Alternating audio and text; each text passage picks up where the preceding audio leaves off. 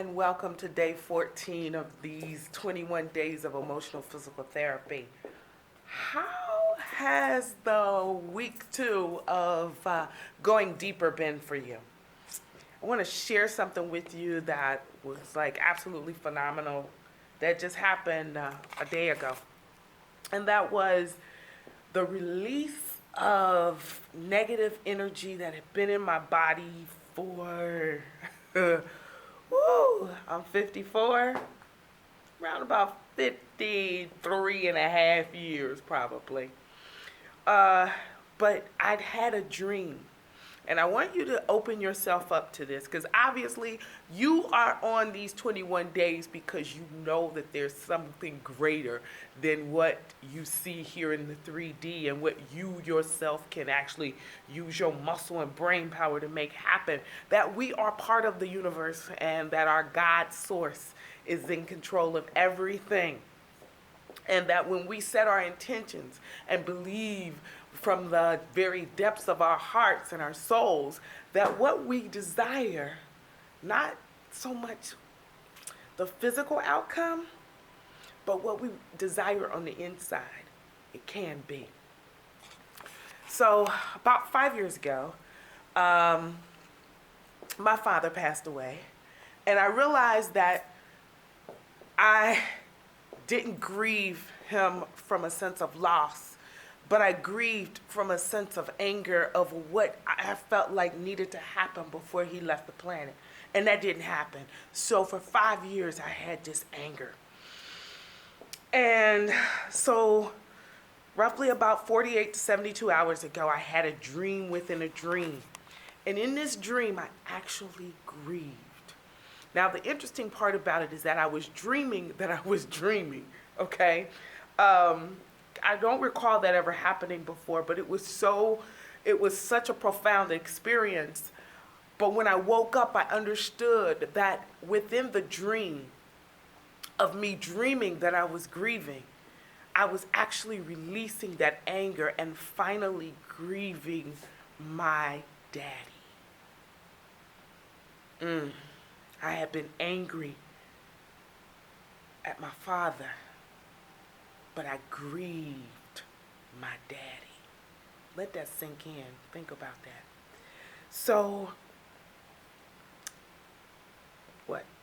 about 24, 36 hours later, I'm at a store and run into a very close family member who said, "How you doing?"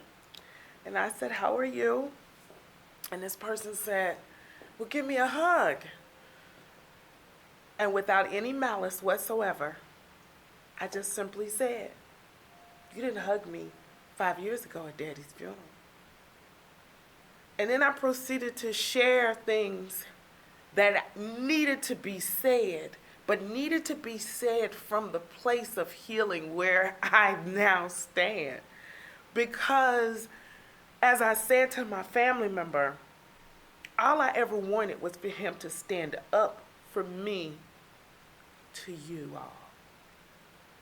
But the greatest thing that he could have ever given me was the knowledge that he could not, from where he was standing, he couldn't do that. So when he didn't do it, I was angry because I felt like I needed to convince him to do that for me.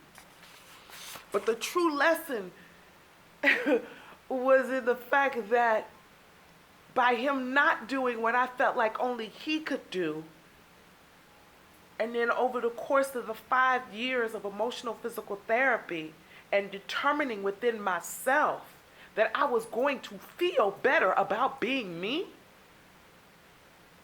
So now here was this opportunity to share with someone and do exactly what needed to be done, which was me standing up for myself, but not in a defensive mode, but truly from a place of love and acceptance and understanding. Wow.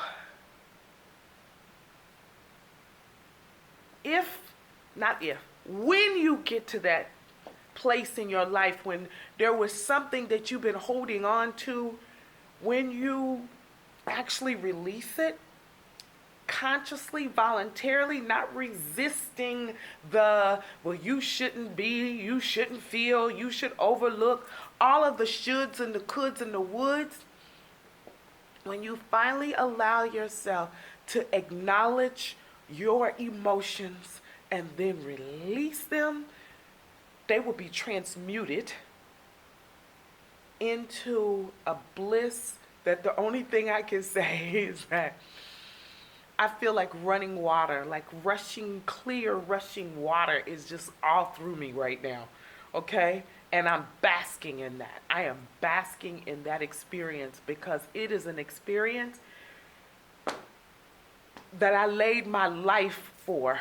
Okay? I determined that I was going to feel good about being Danielle Ardella Mincy, now white. Okay?